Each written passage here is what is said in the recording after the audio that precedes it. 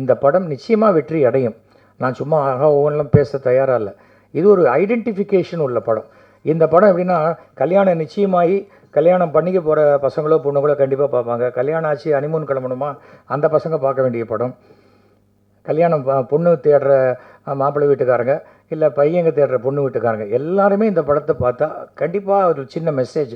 இல்லை ஒரே one line தான் டேக் லைன். இந்த படத்தில் என்ன சொல்லப்பட்டிருக்குனாக்க, லட்ச லட்சமாக பணத்தை கொண்டு போய் வக்கீல்கிட்ட கொடுத்து எப்படியாவது எங்களுக்கு டைவர்ஸ் வாங்கி கொடுங்கன்னு கெஞ்சறதை விட உறவுக்காரங்கக்கிட்ட விட்டு கொடுத்தா லைஃப் இன்னும் நல்லாயிருக்கும். இதுதான் இந்த படத்தில் சொல்லியிருக்கோம். இதுக்கு அட்வர்டைஸிங்கில் இருக்கும்போது சொல்லுவாங்க, ஒரு க்ரியேட்டிவ் ரூமில் வந்து ஒரு ஆட் பண்ணும்போது வாக்குவாதமோ ஒரு டிஃப்ரெண்ட் பாயிண்ட் ஆஃப் ஒப்பீனியன் இல்லாமல் ஒரு சண்டை சச்சரவு நடக்கணும்னா ஒரு நல்ல ஐடியா அங்கே உருவாகி கொண்டு இருக்குதுன்னு அர்த்தம் அப்படின்னு சொல்லுவாங்க. அது முழுக்க முழுக்க உண்மை. இன்றைக்கி எஸ்.வி. சேகரன் வந்து இங்கே வந்து சொன்னார், எங்களை எல்லாத்தையும் பாராட்டி பேசினார், ரொம்ப அருமையாக பண்ணிங்கலாம் சொன்னார். ஆனால் உண்மை என்னென்னா, ஷூட்டிங் நடக்கும்போது அவர் கூட சண்டை போடாத ஆளே இல்லை.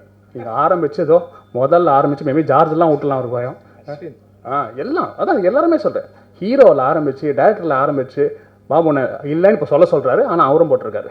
ஓகே, டிஓபியில் ஆரம்பித்து நான் கொண்டு எல்லாருமே சண்டை போட்டிருக்கோம். யோசிச்சு பாருங்கள், ஒரு படம் முடிஞ்ச பிறகு சென்சாரில் போய் சண்டை போட்டு பார்த்துருக்கோம். சென்சாரில் ஒருத்தருக்கு ஷூட்டிங் ஸ்பாட்டில் இருக்கிறாரு. யோசிச்சு பாருங்கள். ஸோ அதுலேருந்தே ஒரு சண்டை தான். ஃப்ளட் டைமில் அவர் சொன்னார், ரொம்ப பரபரப்பாக ஓட்டிருக்கோம். நான் தான் ஐ வாஸ் வாலண்டியர் பண்ணிட்டு இருந்தேன். அப்போ ஒரு கட்டத்தில் ஏதோ படும்போது, டேய் நேற்று உன் படம் யாடா மகேஷ் பார்த்தேன்டா அப்படிங்களா, நான் இப்போ தான் பார்த்தேன். என்னடா ஆரம்பித்து முடிஞ்ச வரைக்கும் ஃபுல் டபுள் மீனிங்லேயே பண்ணிக்கிற பயங்கரம் ஐயோ அப்படின்னாரு. நான் சொன்னேன், அதில் வெறும் நடிகை நான் தான், எழுதுனது எல்லாம் மறந்து அவர் சொன்னது தான் எழுதுனேன், எந்த இல்லை அதான் அவனை வச்சு இன்னொரு படம் ட்ரை பண்ணிகிட்ருக்கேன் அப்படின்னாரு. ஸோ நான் கேட்டு போயிட்டேன். ஏன்னா இந்த மாதிரி நிறைய பார்ட்டியில் ஃபிலிம் கெட் டுகெதரில் ஃபிலிம் வேரில் எல்லாரும் சொல்லுவாங்க, பிரமாதமாக பண்ணுறீங்க சார், செம்ம டைமிங் வந்து சூப்பராக பண்ணுறீங்க, கூடிய சீக்கிரம் ஒர்க் பண்ணுவோம் அப்படின்னு ஆடியோ லான்ச் சொல்லுவாங்க. அப்படின்னு சொல்லிட்டு எப்போ சார்னா சந்தானம் டேட்டு கட்சணுன்னுவாங்க. சார் இப்போ எங்கள் சொன்னீங்களா ஆடியோ லான்ச் உங்களை ஹோஸ்ட் பண்ண கூப்பிட்றோம் நடப்பாங்க அப்படின்னு சொல்லிட்டு. ஏன்னா நிறைய பார்ட்டியில் மாதிரி சொல்கிறாங்க, யாருமே எனக்கு கூப்பிட்டதே இல்லை.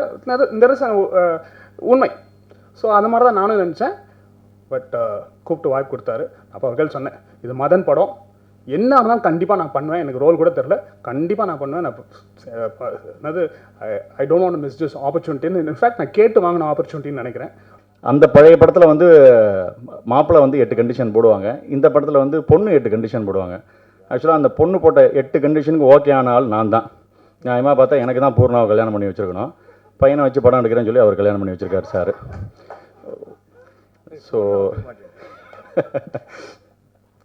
ஸோ இந்த படத்தில் நடித்ததெல்லாம் ரொம்ப சந்தோஷமான அனுபவங்கள். அதை தவிர ரொம்ப டீசெண்டான ஒரு யூனிட்டு, கரெக்டான நாளை கேட்டு கரெக்டாக பயன்படுத்தி கரெக்டாக பேமெண்ட் கொடுத்து கரெக்டாக டிடிஎஸ் சர்டிஃபிகேட் கொடுத்து கிரேட். இன்னொரு தடவை கூப்பிட்டா கண்டிப்பாக நான் நடிக்க வருவேன். அடுத்த மணல் கயிறு பார்ட் 3 எடுக்கிறதா இருந்தால் இந்த மாதிரி 34 வருஷம் கழிச்சுலாம் எடுக்காதீங்க, உடனே அடுத்தடுத்த வருஷமே எடுங்க.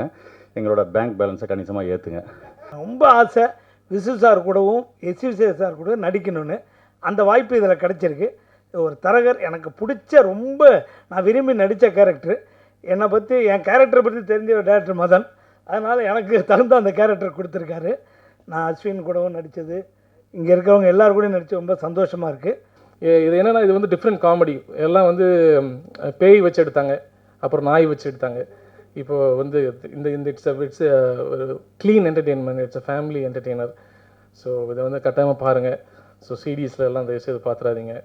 Please support us, press people and online media. அந்த மாதிரி சொன்ன மாதிரி அஸ்வின் சொன்ன மாதிரி உடனே வந்து ரிவ்யூ போட்டு அந்த படத்தை வந்து நிறைய பேர் ஒன்றா யாரெல்லாம் உங்களுக்கு தெரியும் அவங்களாம் ரிவ்யூஸ் பண்ணிடுறாங்க. அந்த மாதிரி எதுவும் ரிவ்யூஸ் பண்ணாமல் ஒரு 3 நாளாவது எங்களுக்கு டைம் கொடுங்க. ஃப்ரைடே, சாட்டர்டே, சண்டே, அதுக்கப்புறம் மண்டேக்கு அப்புறம் நல்ல ரிவ்யூ கொடுங்க. அது வந்து எங்களுக்கு ஃப்ரைடேவே வந்து நல்ல பாசிட்டிவ் ரிவ்யூஸ் தான் வரும்னு நான் வந்து கடவுளை நான் பிரார்த்திக்கிறேன். Thank you so much for coming. Thanks Anna, and thank you.